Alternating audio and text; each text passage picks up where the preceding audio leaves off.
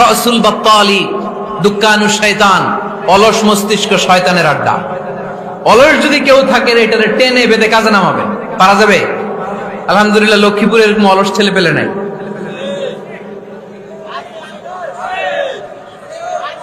আছে? আমরা আজকে অলসতাকে নো বলে যাবো এই মাহফিল থেকে। অলসতাকে আমরা কি বলবো? আওয়াজ করে বলতে হবে, অলসতাকে কি বলবো আমরা? আবু বকর অনেক বড় ব্যবসায়ী ছিলেন। ওনার নিজ টাকা দিয়ে হাবাসা থেকে আসা সাইয়েদনা বেলালকে তিনি 20,000 স্বর্ণ মুদ্রা দিয়ে উমাইয়া ইবনে খালাফের কবল থেকে তিনি মুক্ত করেছেন। সাইয়েদনা উসমান যুন্নুরাইন বড় ব্যবসায়ী ছিলেন। নিজের টাকা দিয়ে মদিনার মুসলমানেরা পানি খেতে পারে না, বিইরে রুমা নামে একটা কুয়া ছিল, এই কুয়ার মালিক ছিল ইহুদি। মুসলমানেরা পানি খেতে গেলে এসে বকা দিত, পানি খেতে দিত না। বিশ্বনবী বললেন, আমার সাহাবীদের মধ্যে এমন কি কেউ নাই নিজের অর্থায়নে বিইরে রুমা কিনে মুসলমানদেরকে দিয়ে দিবে? সাইয়েদনা উসমান যুন্নুরাইন বলল, ইয়া রাসূলুল্লাহ, আপনার খেদমতে আমি হাজির। মুহূর্তের মধ্যে সাইয়েদনা উসমান যুন্নুরাইন নিজের অর্থায়নে বিইরে রুমাটা কিনে মুসলমানদের জন্য সদকা করে দিয়েছে। তো ব্যবসা না করলে, কর্মঠ না হলে, উপার্জন না হলে সদকা করা যাবে?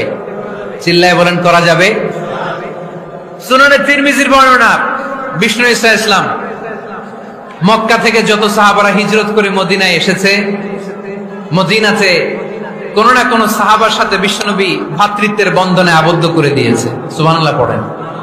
এজন্য মক্কা থেকে যারা এসেছে এদেরকে বলে মুহাজির। এদেরকে কি বলে? আর মদিনায় যারা ছিল এদেরকে বলে আনসার। এদেরকে কি বলে? আওয়াজ করে উত্তরে দিবেন। মক্কা থেকে যারা এসেছে তাদের নাম মুহাজির, আর যারা মদিনার সাহাবী তাদের নাম আনসার। আজকে এই মাহফিলে লক্ষ্মীপুর এর বাইরে থেকে কারা কারা আসছেন দেখি?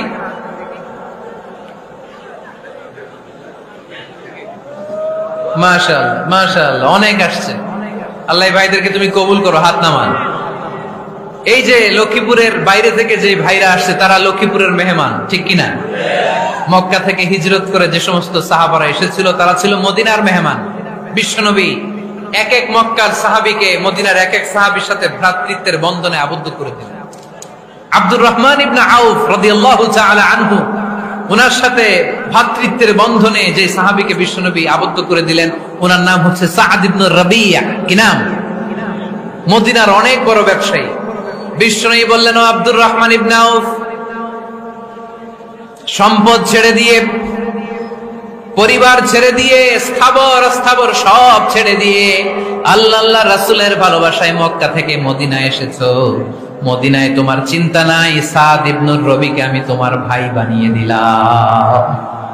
সাদ ইবনে রবি তোমার আপন ভাইয়ের মতো। সাদ ইবনে রবি বলল, আব্দুর রহমান, জীবনে তোমারে কোনোদিন দেখি নাই, তোমারে আমি চিনি না, তোমার নাম শুনি নাই, কিন্তু বিশ্বনবী তো তোমার দায়িত্ব আমাকে দিয়েছে। আমার যে বড় ধনী মদিনার মধ্যে দ্বিতীয় কেউ নাই। আজ থেকে তুমি আমার ভাই, আজ থেকে তুমি আমার কি? আল্লাহ আমাকে যত সম্পত্তি দান করেছে তার অর্ধেক সম্পত্তি আমি তোমার নামে দিয়ে দিলাম। ও আব্দুর রহমান ইবনে আউফ, শুধু তাই নয়, রব্বুল আলামিন আমাকে 2 জন স্ত্রী দিয়েছে। কয়জন? তুমি দেখো আমার কোন স্ত্রীকে তোমার বেশি ভালো লাগে, যার নাম তুমি বলবে সাথে সাথে আমি তারে তালাক দিয়ে দিব। তার ইদ্দত পালন শেষে তুমি তাকে বিয়ে করে তোমার সাথে নিয়ে যাবা। সুবহানাল্লাহ পড়ে। কারণ বিশ্বনবী তোমার দায়িত্ব আমার কাছে দিয়েছে, তুমি আমার ভাই। আমি মদিনার সবচেয়ে বড় ধনী, আমার অর্ধেক সম্পদ আমি তোমারে দিয়ে দিব। আমার 2 স্ত্রীর 1 স্ত্রীকে তোমারে দিয়ে দিব। সাইয়েদনা আব্দুর রহমান ইবনে আউফ এই কথা শুনে অবাক হলেন। অবাক হয়ে উনিও এক অবাক কথা বললেন।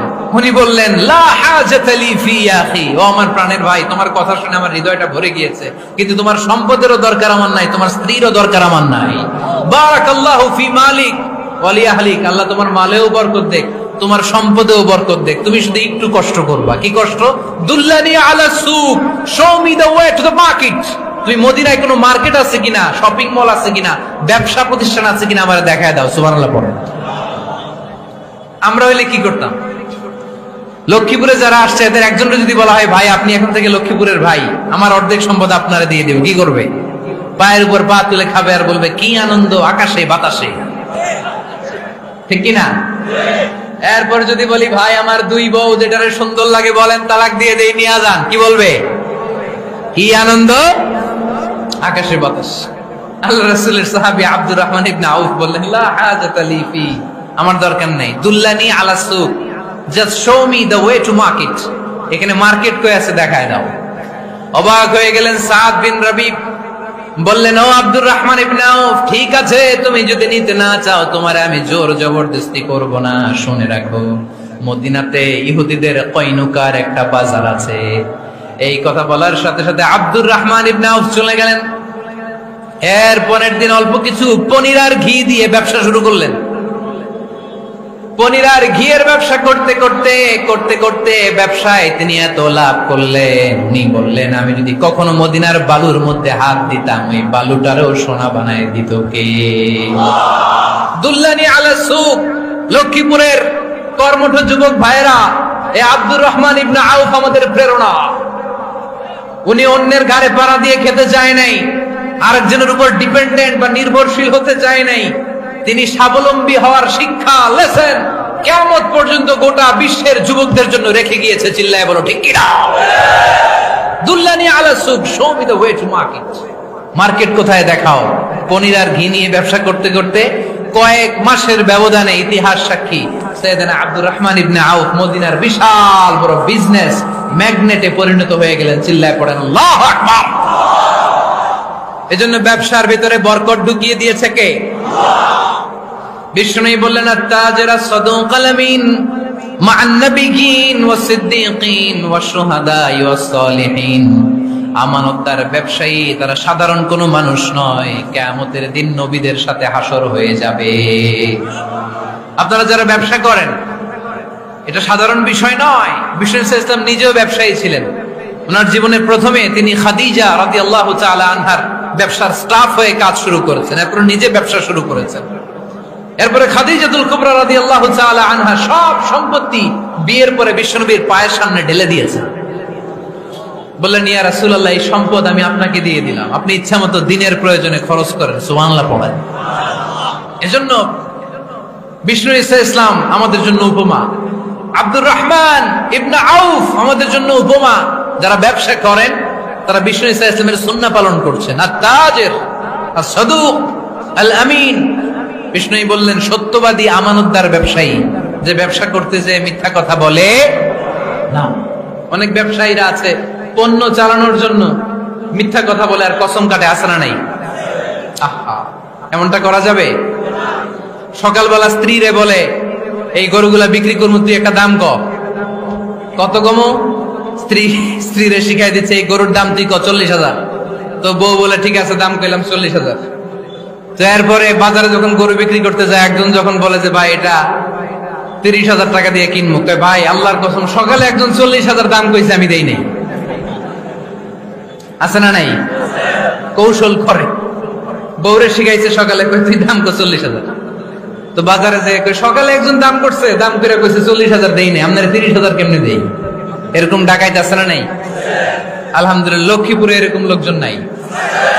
আরে নাই, আমি কই নাই, এরা কই আছে। লক্ষ্মীপুরের মানুষ খুব ধার্মিক, আমি জানি। লক্ষ্মীপুর, নোয়াখালী, ফেনী, এই বেল্টের লোকজন খুব আল্লাহওয়ালা। এদের মধ্যে আল্লাহওয়ালার সংখ্যা বেশি, এখানে আলেম ওলামা বেশি, এখানে মসজিদ মাদ্রাসা বেশি। এই জন্য এই জেলাগুলোতে আল্লাহর রহমতও বেশি। আল্লাহ তুমি এই জেলার ছেলেপেলাদেরকে, এই জেলার লোকদেরকে তুমি কবুল করো, মা বোনদেরকে তুমি কবুল করো। সম্মানিত ভাইয়েরা, এজন্য আজকের মাহফিল থেকে আমরা যেটা শিখলাম সেটা হচ্ছে, পরিশ্রমে কোনো লজ্জা আছে? আমরা কাজ করে খাবো, ঠিক কিনা? Never under estimate any job. যুবক ভাইয়েরা, লক্ষ্মীপুরের যুবক ছেলেরা, শুনতেছ? এরকম আওয়াজ করতে হবে, কান খাড়া করে শোনো। Never under estimate any job. কোন চাকরিকে ছোট করে দেখা যাবে না। whether it's small or big, you don't care. এটাতে কেয়ার করা যাবে না। ছোট্ট চাকরি পাইলে ঢুকে যাবা, বড় অফার আসলে পরে ঢুকবা। এটা ছোট কাজ, এটা হোটেলের ওয়েটার, এটা ছোট্ট স্টাফ, এটা কেরানি না। কাজ কাজই, কাজের মধ্যে কোনো ছোট বড় নাই। খেটে খাওয়া মানুষকে বিশ্বনবী অনেক সম্মান করতেন। বিষ্ণু ইসা ইসলাম খেটে খাওয়া মানুষদেরকে এত ভালোবাসতেন